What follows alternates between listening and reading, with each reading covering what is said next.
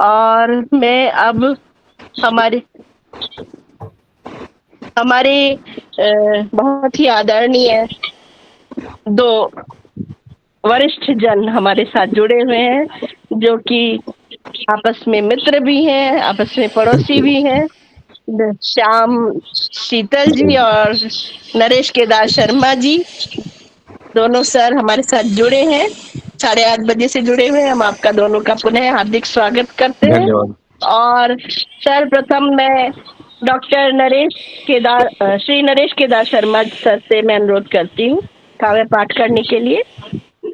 नरेश केदार शर्मा जी, आप सर।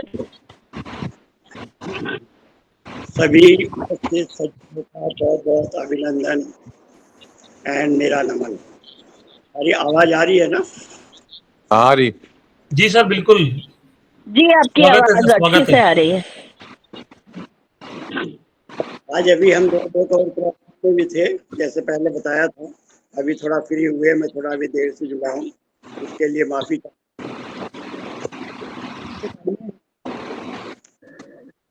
जीवन को हाथ था चाहिए।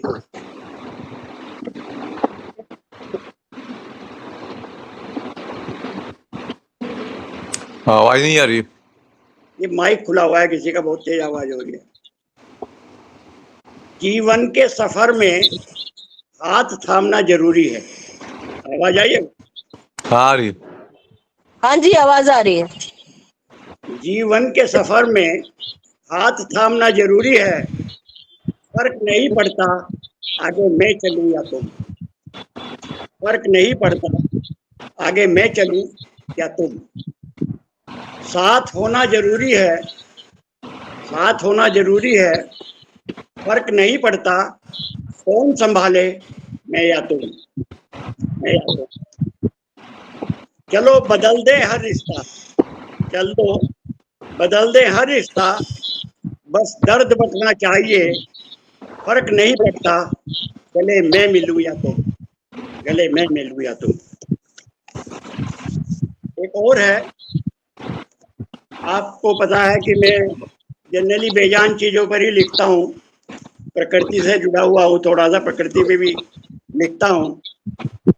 तो आज का शीर्षक है पेड़ महसूस करते हैं बोलते नहीं। पेड़ महसूस करते हैं बोलते नहीं।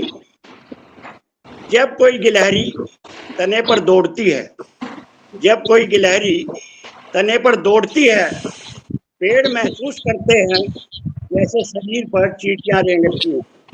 पेड़ महसूस करते हैं जैसे शरीर पर चींटियां रेंग रही हों। पेड़ महसूस करते हैं बोलते नहीं। पेड़ महसूस करते हैं बोलते नहीं। जब कोई पक्षी किसी डाल पर आकर बैठ जाए, जब कोई पक्षी किसी डाल पर आकर बैठ जाए, पेड़ महसूस करते हैं जैसे किसी हसीना ने सर कंधों पर रख दिया हो, जैसे किसी हसीना ने सर कंधों पर रख दिया हो। पेड़ महसूस करते हैं बोलते नहीं।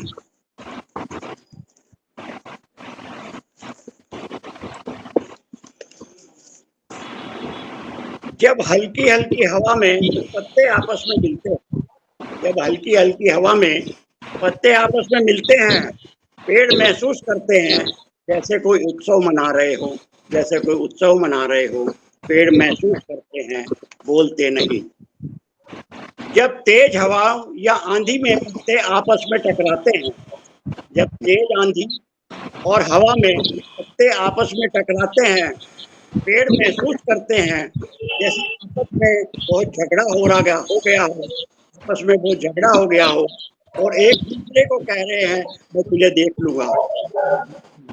पेड़ महसूस करते हैं बोलते नहीं। पेड़ महसूस करते हैं बोलते नहीं। जब पतझड़ में पत्ते गिरते हैं और नए पत्ते आते हैं, जब पतझड़ में पत्ते गिरते हैं और नए पत्ते आते हैं, पेड़ महसूस करते हैं जैसे वस्त्र बदल रहे हों, जैसे वस्त्र बदल रहे हों। पेड़ महसूस करते हैं बोलते नहीं, बोलते नहीं। जब बरसात में बारिश की बूंदें गिरती हैं, जब बरसात में बारिश की बूंदें गिरती हैं, और पत्ते धुलकर चमकने लगते हैं, और पत्ते धुलकर चमकने लगते हैं। पेड़ महसूस करते हैं जैसे फव्वारे के नीचे बैठकर बदन साफ हो रहा है, जैसे फव्वारे के शावर के नीचे बैठकर बदन साफ हो रहा है। पेड़ फिर महसूस से पढ़िएगा सर, ये बहुत सुंदर है, बहुत सुंदर है। फिर से पढ़िएगा शावर वाली बात। बोलते नहीं। जब चारों ओर धुआं और प्रदूषण होता है, जब चारों ओर धुआं और प्रदूषण होता है, पेड़ भी महसूस करते हैं घुटन को। पेड़ बोलते नहीं, महसूस करते हैं, पेड़ बोलते नहीं, पेड़ बोलते नहीं। जब कोई पेड़ों पर पत्थर या डंडा मारता है, जब कोई पेड़ों पर पत्थर या डंडा मारता है, पेड़ महसूस करते हैं जैसे किसी बेजुबान जानवर को मारा जा रहा हो, जैसे किसी बेजुबान जानवर को मारा जा रहा हो। पेड़ महसूस करते हैं, बोलते नहीं, पेड़ महसूस करते हैं, बोलते नहीं। जब कोई पेड़ों पर कुल्हाड़ी चलाता है, जब कोई पेड़ों पर कुल्हाड़ी चलाता है, पेड़ महसूस करते हैं जैसे बकरा हलाल किया जा रहा हो, जैसे बकरा हलाल किया जा रहा हो। पेड़ महसूस करते हैं, पेड़ बोलते नहीं, पेड़ महसूस करते हैं, पेड़ बोलते नहीं। जय हिंद। बहुत शानदार सर, बिल्कुल क्या आया आपने। सर, बिल्कुल एक कलम ही तोड़ दिया आपने। बहुत सुंदर, बहुत सुंदर, बहुत सुंदर। पेड़ के मन की व्यथा को किस तरह आपने शब्द रूप दिया है, आवरण दिया है शब्दों का। बहुत सुंदर, आनंद आ गया। पेड़ को जीवंत कर दिया, सीधे सामने पेड़ ही हमारे बात कर रहे हो।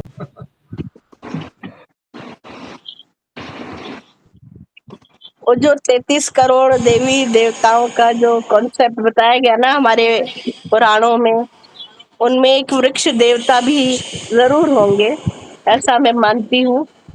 और जो बोलते हुए दिखते नहीं है, वो सर्वाधिक बोल रहे होते हैं, और उनकी आवाज को सुनने का काम किया परम आदरणीय नरेश केदार शर्मा सर ने।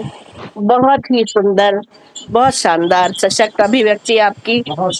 और जैसा कि हमारे नरेश नाथ सर कहते हैं कि ये वनकाम जो है, ये मन से मंच तक का एक अभियान है। तो वास्तव में जो डायरी में शायरी की कविताएं हैं या अभिव्यक्ति है हमारी, वो भी एक कविता ही है। और ऐसी सशक्त अभिव्यक्ति जो नरेश केदार शर्मा सर लेकर आते हैं, कभी सड़क पर, कभी बादल पर, और आज वृक्ष पर। तो आपने आज वृक्ष को भी बुला दिया। तो वृक्ष तो वास्तव में आपने बहुत सुंदर खाका खींचा है कि जैसे बकरा ही हलाल कर दिया जा रहा हो जब काटा जाता है, और वृक्ष घुटन महसूस कर रहे हैं।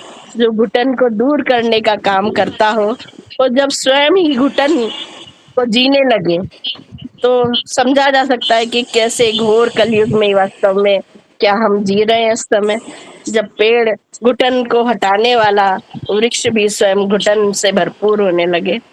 तो इससे बुरा कलयुग और क्या आएगा। तो बढ़ रहे हैं हम भी उसी ओर, जैसे दिन आए, जो उस वक्त जो ना देखना पड़े तो सामने आ जाए। कब क्या सामने आ जाए कुछ पता नहीं है। बारूद के ढेर पर बैठी हुई है दुनिया, तो वृक्ष घुटन तो महसूस करेंगे ही ना। बहुत सुंदर